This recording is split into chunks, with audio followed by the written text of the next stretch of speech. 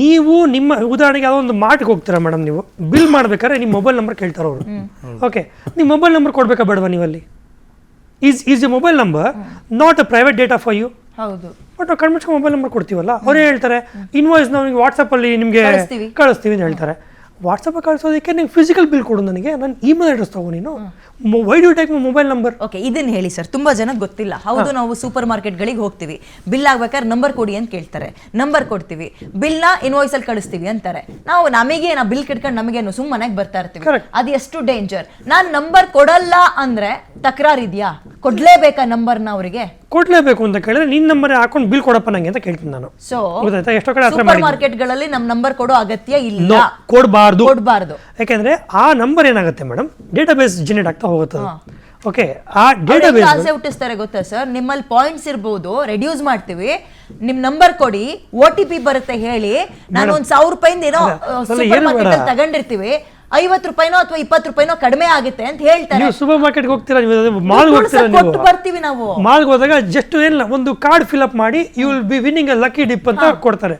ಅವರು ನಿಮ್ಗೆ ಕೊಡ್ತಿರೋ ಒಂದು ಲಕ್ಕಿ ಡಿಪ್ಪು ಅಲ್ಲ, ಅದು ನಿಮ್ಮ ಡೇಟಾ ಕಲೆಕ್ಟ್ ಮಾಡ್ತಿರುವಂಥ ಒಂದು ಪ್ರಕ್ರಿಯೆ. ಅದು ಆ ಡೇಟಾ ಕಲೆಕ್ಟ್ ಮಾಡಿದ ನಂತರ ಆ ಡೇಟಾ ಎಲ್ಲಿ ಹೋಗುತ್ತೆ ಅಂತ ಯಾರು ಚೆಕ್ ಮಾಡ್ತಾರೆ? ಒಂದು ಬ್ಯಾಂಕಲ್ಲಿ ಒಂದು ಕ್ರೆಡಿಟ್ ಕಾರ್ಡ್ ಬೇಕು ಅಂತ ಅಪ್ಲೈ ಮಾಡ್ತೀರಾ ಮೇಡಮ್, ಆ ಬ್ಯಾಂಕ್ನ ಹೇಳ್ತಾನೆ you are not eligible for my credit card ಅಂತ ರಿಜೆಕ್ಟ್ ಮಾಡ್ತಾನೆ ಅವನು. 2 ದಿನ ಆದ್ಮೇಲೆ ಇನ್ನೊಂದು ಬ್ಯಾಂಕಿಂದ ಫೋನ್ ಬರುತ್ತೆ ನಿಮಗೆ, ಸರ್ ನಿಮ್ಗೆ ಆ ಬ್ಯಾಂಕಿಂದ ರಿಜೆಕ್ಟ್ ಮಾಡಿದ್ದಾರೆ, ನಾವು ನಮ್ಮ ಬ್ಯಾಂಕಿಂದ ಕೊಡ್ತೀವಿ. ನಾನು ನಿನ್ನ ಬ್ಯಾಂಕಿಗೆ ಅಪ್ಲೈ ಮಾಡಿಲ್ಲ, ನನ್ನ ಡೇಟಾಬೇಸ್ ನಿಂಗೆ ಬಂತು? ಹೇಗೆ ಬರುತ್ತೆ? ರಿಜೆಕ್ಟ್ ಆಗಿರೋ ಡೇಟಾಬೇಸ್ಗಳು ಏನಿರುತ್ತೆ ದಟ್ ಗೆಟ್ಸ್ ಸೋಲ್ಡ್, ಅದನ್ನು ತೊಗೊಳ್ಳೋಂಥ ಕೆಲವು ಕ್ಯಾಟಗರಿ ಜನ ಇರ್ತಾರೆ. ಅದನ್ನು ತೊಗೊಂಡು ಅವರು ಅದನ್ನು ಕನ್ವರ್ಟ್ ಮಾಡ್ತಾರೆ ಮತ್ತೆ ಅದನ್ನು. ಸೊ ನಾವು ಒಂದು ಕಡೆ ಡೇಟಾ ಕೊಟ್ಬಿಟ್ಟು ಅದು ಎಲ್ಲಿ ಹೋಗುತ್ತೆ ಅಂತ ನಾವು ಚೆಕ್ ಮಾಡ್ಕೊಂಡು ಕೂತ್ಕೊಳ್ಳೋಕ್ಕಾಗಲ್ಲ. ಕೊಡೋಕ್ಕಿಂತ ಮುಂಚೆ ನಿನಗೆ ನನ್ನ ಡೇಟಾ ಎಷ್ಟು ಕೊಡಬೇಕಿದೆ, ಏನು ಕೊಡಬೇಕಿದೆ. ಆ ಕಾರಣಕ್ಕೆ ಆಧಾರ್ ನಂಬರ್ ಕೂಡ ವರ್ಚುವಲ್ ಆಧಾರ್ ಅಂತ ಕೊಡೋಕೆ ಶುರು ಮಾಡಿದ್ದಾರೆ ಇವಾಗ, not the real time Aadhaar. ನೀವು ಆ ಒಂದು ಪರ್ಟಿಕ್ಯುಲರ್ ಟ್ರಾನ್ಸಾಕ್ಷನ್ಗೋಸ್ಕರ ಅಂತ ಹೇಳ್ಬಿಟ್ಟು ಮಾಸ್ಕ್ ಮಾಡಿ ಕೂಡ ಆಧಾರ್ ನಂಬರ್ ಕೊಡ್ಬೋದಿದೆ. ನೀವು ಆ ಆಧಾರ್ ಅಂತ ಅಪ್ಲಿಕೇಶನ್ ಇದೆಯಲ್ಲ, ಅದರಲ್ಲಿ ಆಪ್ಷನ್ ಬರುತ್ತದು. ನೀವು ಆಕ್ಚುಲಿ ಆಧಾರ್ ಕೊಡೋ ನೆಸೆಸಿಟಿ ಇಲ್ಲ. ನಮಗೆ ಸೊ ಅದ್ರ ಬಗ್ಗೆ ಸ್ವಲ್ಪ ಏನಾದರೂ ನೀವು ಹೇಳ್ಬೋದು? ಓಕೆ, ಅಲ್ಲ ಸರ್, ಅದ್ರ ಜೊತೆಗೆ ಇನ್ನೊಂದೇ ಒಂದು ಪ್ರಶ್ನೆ ಆಡ್ ಮಾಡ್ಬಿಡ್ತೀನಿ.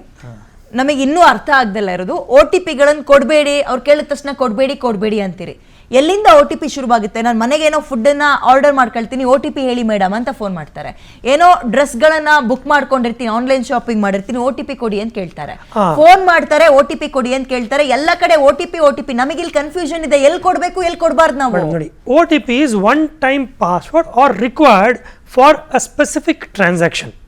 ಆ ಟ್ರಾನ್ಸಾಕ್ಷನ್ ಅನ್ನೋದು ನೀವು ಬ್ಯಾಂಕ್ ಮುಖಾಂತರ ಮಾಡ್ತಿದ್ರೆ ಇಟ್ಸ್ ಎ ಫಿನಾನ್ಷಿಯಲ್ ಟ್ರಾನ್ಸಾಕ್ಷನ್. ನೀವು ಅಮೆಝಾನಿಂದ ಯಾವುದೋ ಒಂದು ಗೂಡ್ಸ್ ಬರ್ತಿದೆ ನಿಮಗೆ ಅಂತ ಕೇಳಿದ್ರೆ ಇಟ್ಸ್ ಎ ಗೂಡ್ಸ್ ಟ್ರಾನ್ಸಾಕ್ಷನ್. ಅದು ಆ ಒಂದು ಟ್ರಾನ್ಸಾಕ್ಷನ್ನ ಕಂಪ್ಲೀಟ್ ಮಾಡಿ ನಿಮ್ಮ ಒಂದು ಅಥೆಂಟಿಸಿಟಿ ನೀವು ರಿವೀಲ್ ಮಾಡೋದಕ್ಕೋಸ್ಕರ ಅಂತ ಬಳಸುವಂಥದ್ದು OTP. ಅಂದರೆ ಒಬ್ಬ ಡೆಲಿವರಿ ಪಾರ್ಟ್ನರ್ ಬಂದಾಗ ನೀವೇ ಇದನ್ನ ಆರ್ಡರ್ ಮಾಡಿದ್ರೆ ಅಂತ ಒಂದು ಕ್ಯಾಬ್ ಬುಕ್ ಮಾಡ್ತೀವಿ, ಓಲಾ ಊಬರ್ ಕ್ಯಾಬ್ ಬುಕ್ ಮಾಡ್ತೀವಿ. ಹೌದು, ಇದೇ ಪ್ಯಾಸೆಂಜರ್ ಇದೇ ಕ್ಯಾಬ್ ಬುಕ್ ಮಾಡಿದ್ರೆ ಅಂತ ಹೆಂಗೆ ಗೊತ್ತಾಗುತ್ತೆ ಅವ್ರಿಗೆ? Because of the OTP. That OTP will secure the transaction ಅಂತ ಲೆಕ್ಕದಲ್ಲಿ ಅದು. ಸೊ ಬ್ಯಾಂಕಿನ ಒಂದು ಮೆಸೇಜ್ ಬಂದಾಗ if the bank has sent you a transaction with OTP, ಆ OTP ಯಾರು ಕೊಡ್ತಿದ್ದೀರಾ, ಎಲ್ಲಿ ಯೂಸ್ ಮಾಡ್ತಿದ್ದೀರಾ ಅಂತ ಡಬಲ್ ಚೆಕ್ ಇರಬೇಕು ನಿಮಗೆ. Otherwise OTP is a common ಕ್ಲೇಚರ್, ಅದು ಕಾಮನ್ ನಾಮನ್ಕ್ಲೇಚರ್. ಅದು ನೀವು ಎಲ್ಲಿ ಬೇಕೋ ಬಳಸ್ಬೋದಿದೆ. ಆದರೆ ಆ ಯಾವ ಒಂದು ಪೋರ್ಟಲಿಂದ OTP ಬಂದಿರುತ್ತೆ ಅದು ಆ ಒಂದು ಪೋರ್ಟಲಿನ ಆ ಒಂದು ಸ್ಪೆಸಿಫಿಕ್ ಟ್ರಾನ್ಸಾಕ್ಷನ್ಗೆ ಮಾತ್ರ ಅದು ಅನ್ವಯ ಆಗುವಂಥದ್ದು ಅರ್ಥ ಮಾಡ್ಕೋಬೇಕಿರುತ್ತೆ. ನಾವು ಈ ಎಲ್ಲದಕ್ಕೂ ಇನ್ಶೂರೆನ್ಸ್ ಮಾತಾಡ್ತೀವಿ, ಹೆಲ್ತ್ ಇನ್ಶೂರೆನ್ಸ್, ಎಲ್ಲದಕ್ಕೂ ಲೈಫ್ ಇನ್ಶೂರೆನ್ಸ್ ಇದೆ ಸರ್. ಸೈಬರ್ ಇನ್ಶೂರೆನ್ಸು ಕೂಡ ಕೇಳಿದ್ದೀವಿ, ನಮಗೆ ಅದ್ರ ಬಗ್ಗೆ ಗೊತ್ತಿಲ್ಲ.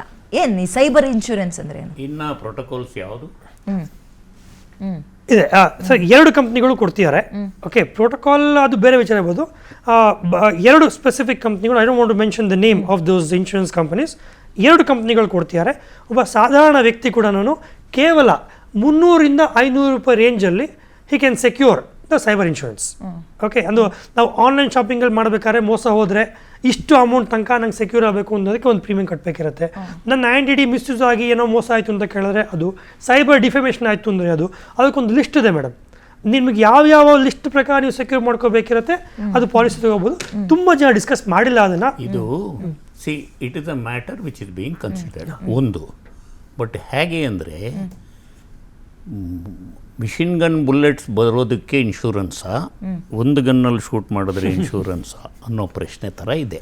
ಲೈಕ್ ಹೆಲ್ತ್ ಇನ್ಶೂರೆನ್ಸ್ ತರ ಇಂಥ ಕಾಯಿಲೆಗಳಿಗೆ ಮಾತ್ರ ಈಗ ಸುಮ್ಮನೆ ಒಂದು ಬರುತ್ತೆ 36 ಲಕ್ಷ ನಿಂಗೆ ಲೋನ್ ಸ್ಯಾಂಕ್ಷನ್ ಆಗಿದೆ ಅಂತ. ಪಾಪ ಅವನು ಯಾವ ಕಷ್ಟದಲ್ಲಿ ಇರ್ತಾನೆ, ಅವ್ನು ಟಕ್ ಅಂತ ಪ್ರೆಸ್ ಮಾಡಿಬಿಟ್ಟು ಎಲ್ಲ ಇನ್ಫಾರ್ಮೇಷನ್ ಕೊಟ್ಬಿಡ್ತಾನೆ. Sorry your loan is not sanctioned ಅಂತ ಮೆಸೇಜ್ ಬರುತ್ತೆ, ಬಟ್ ಡೀಟೇಲ್ಸ್ ಎಲ್ಲ ಹೋಗ್ಬಿಟ್ಟಿರುತ್ತೆ. ಈ ಥರ ಕೆಲಸ ಜನ ಮಾಡಬಾರ್ದು. ಒಂದು. ಎರಡನೇ ಪ್ರಶ್ನೆ ಬರೋದು, ನಾವು ಎಲ್ಲಿಗೆ ಫುಡ್ ಆರ್ಡರ್ ಮಾಡಿದ್ದೀವಿ, ಎಲ್ಲಿಗೆ OTP ಬರುತ್ತೆ ಅನ್ನೋದು ಅಲರ್ಟಾಗಿರಬೇಕು. It will all happen in a matter of half an hour, 10 minutes, 20 minutes. ಇವತ್ತು ಸ್ವಿಗ್ಗಿ ಆ ಥರ ಮಾಡಿದ್ರೆ ನೀವು ಮಾಡಿ ಮುಗಿಸೋಷ್ಟರಲ್ಲಿ ಮನೆ ಬಾಗಿಲಿಗೆ ಬಂದುಬಿಡುತ್ತೆ. ಬಟ್ ಸಂಬಂಧ ಇಲ್ಲದೆ ಇರೋ OTP, ನಿಮ್ಮ ಸ್ಕ್ರೀನಲ್ಲಿ ಇಲ್ದಿರೋ ವೆಹಿಕಲ್ ನಂಬರ್ ಬಂದಾಗ OTP ಅವ್ನು ತಗೋತಾನೆ, ಬಟ್ ನಿಮ್ಮ ಸ್ಕ್ರೀನಲ್ಲಿರೋ ನಂಬರ್ ಬಂದಿರಲ್ಲ. ಸರ್ ಆ ಕಾರ್ ಇಲ್ಲ, ಈ ಕಾರ್ ಬಂದಿದೆ. ಆ ಥರ ತೊಂದರೆಗಳಾಗೋ ಸಾಧ್ಯತೆ ಇದೆ. It is a question of necessity ಇದ್ದಾಗ ಯೂಸ್ ಮಾಡಿ, ಹುಷಾರಾಗಿ ಯೂಸ್ ಮಾಡಿ. ಇನ್ಶೂರೆನ್ಸ್ ಪ್ರಶ್ನೆ, ಬ್ಯಾಂಕ್ ಮನಿ ಇನ್ಶೂರೆನ್ಸ್ಗೆ 5 ಲಕ್ಷ ಇದೆ, ಗೋಲ್ಡ್ಗೆ ಇನ್ಶೂರೆನ್ಸ್ ಇಲ್ಲ, ಕಂಪ್ಲೇಂಟೇ ಕೊಡಬೇಕು. ಬಟ್ ಬೇರೆ ದೇಶಗಳಿಗೆ ಕಂಪೇರ್ ಮಾಡಿದ್ರೆ ನಮ್ಮಲ್ಲಿ ಸಿಕ್ಕಾಪಟ್ಟೆ ಸೈಬರ್ ಕ್ರೈಮ್ ಕಡಿಮೆ. ಈಗ ಇವ್ರಿಗೇನೋ ಒಂದು ಮೆಸೇಜ್ ಬಂತು ಅಂದ್ರಲ್ಲ, ಅವನು 10 ನಿಮಿಷದಲ್ಲಿ 20 ಸಿಮ್ ಕಾರ್ಡ್ ಚೇಂಜ್ ಮಾಡಿಬಿಟ್ಟಿರ್ತಾನೆ. ಅವನಿಗೆ ಬರೋ ದುಡ್ಡು ಬಂದುಬಿಟ್ಟಿರುತ್ತೆ.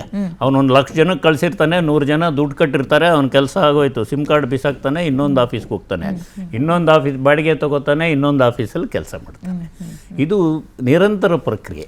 ಓಕೆ ಬರ್ತೀನಿ. 4 ಜನರ ಹತ್ರ ಮಾತಾಡ್ತೀನಿ. ಒಂದು ಚಿಕ್ಕ ಬ್ರೇಕ್ ತಗೊಳ್ಳೋ ಟೈಮ್ ಆಗಿದೆ. ಟೇಕ್ ಅ ಬ್ರೇಕ್ ಆದ್ಮೇಲೆ